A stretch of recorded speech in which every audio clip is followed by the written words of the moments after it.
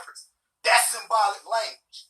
When you can look at a picture and it tell you immediately where to go. They know the men went in the right side and the women go in the left side. But it don't say men or woman, but the little picture graph, the little glyph that it shows knows that women go in this side, men go in this side. That's symbolic language. We're going to get into it in a minute. Now, this the constellation Leo.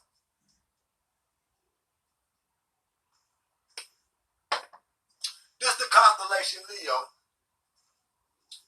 as we know.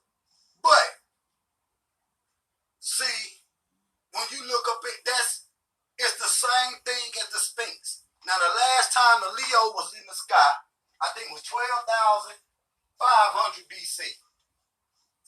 But then you look in certain religions, and you look at,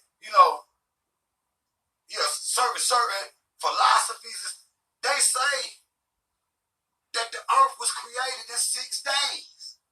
Now each day is 1,000 years, that's 6,000 years. So you trying to tell me that, hold on, that this was created before the earth was created? Now just this one symbol, when you go read in Genesis, the first 2 paragraphs in Genesis, one of them, I know it's within the first 2 pages. I should pull it up, but it says that the world was created in 6 days. And on the 4th day, this represents the sun too. But listen to this. On the 4th day, he created light. Or was it the 3rd day? But they never tell you how could you create out of darkness comes the light. You see what I'm saying? It's the same thing, symbolic language. This is exactly what they're saying. It's a representation of the sun. The same thing what this is. Yeah, right there, boom. Same thing what this is. Now, Leo was Greek. You see what I'm saying? Leo was Greek. Now, we go back to the 12,000 BC time. That's the oldest monument on the Nile then. The lion is the oldest monument on the Nile. So it basically represents, I ain't saying they got the same meaning, but it basically represents what the Statue of Liberty represents in New York. So when you pull up in New York and you some foreigner and you see that big lady right there, she got the European face. Yes, it used to be the French sent it to the Africans and all that, but they changed the faces, a European face. You see what I'm saying? So when you pull up, you're going to immediately know who land this is. This is baby Europe. I'm talking about America up there in New York when you see the Statue of Liberty. So this is basically what the Sphinx is. But the last time this was in the sky, this Leo constellation was 12,500 BC. So that shows you, for one, that's the oldest monument, and one of the oldest monuments in the world, might I add. But that shows you this was in line with they aligned the Sphinx on the ground with the Leo in the cosmos. You see what I'm saying? That gives you the date of the Sphinx. You see what I'm saying? And then you look at from 12,000 BC to 2500 BC, the date that they give you for the pyramid date. Man, that's like, what, 10,000? That's 10,000 years. From 12,000 BC, 12,500 BC to 2,500 BC. That's 10,000 years of development. Now, the big Egyptologists don't even talk about that. Because they try to give you from the first dynasty, 3,100 BC to 2,500 BC. That's just a couple hundred years. You try to tell me they came up with all that information in just a couple hundred years? No, it don't make no sense. But when I drop this right here tonight, you're going to see what I'm saying. All right, next slide. Drop out. Hold on, what's where we at? To the next slide. Boom. Now, this is the acre. Hold on. This means today,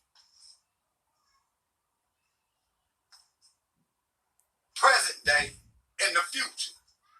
But it also represents the equator, which is the middle of the earth. And it also represents the horizon. When you look out to the horizon, you see the sun. You see what I'm saying? This is the shit, the flat earth theory, niggas, a show. But you see the circle right there. You see what I'm saying? But that lion on the left represents today, no, yesterday, today, and tomorrow, past, present, and future. The line in the middle is the equator, which is also the hottest part on the planet, and it's showing you the horizon. You see what I'm saying? So the acro, this is symbolic language. It don't say everything that I just said, but when you look at it, this is what it is. You see what I'm saying? Now, there go me in front of one of them. And that shit was big. Now, in the middle, it was two out there. It was two out there. Now, in the middle, it had a big sun disc, just the same, the Kepler. It had the big sun disc, and then it had that one on one side, and then it had the other one on one side. You see what I'm saying? So, run it. Now, let's get to segment.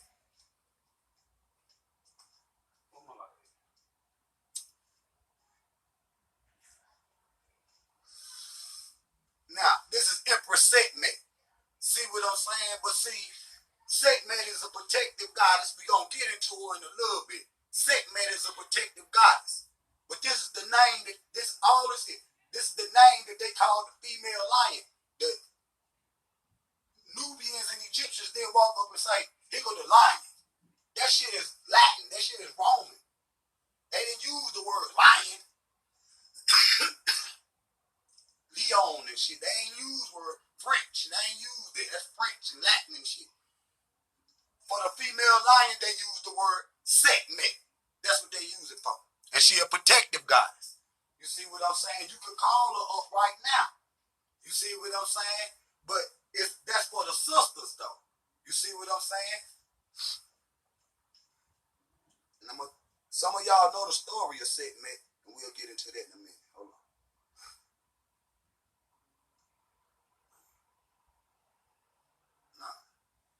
Boom.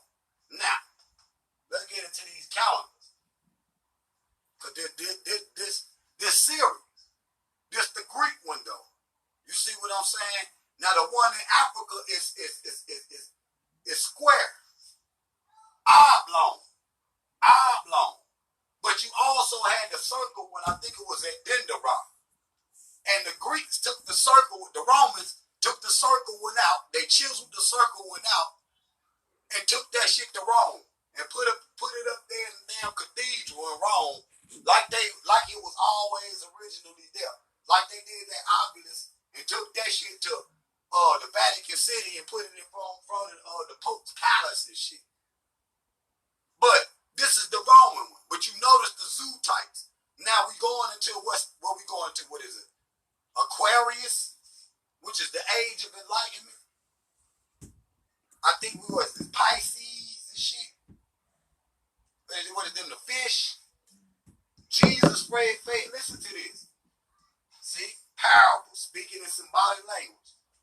Jesus fed, how he said, fed 1,000 people or whatever it is with 2 pieces of fish and a loaf of bread. All they talking about is this symbolic language. You see the 2 fish and Bethlehem, house of bread. House of bread. Now, hold on. When I show you that, hold on, let's see. Hold on, which one of them is?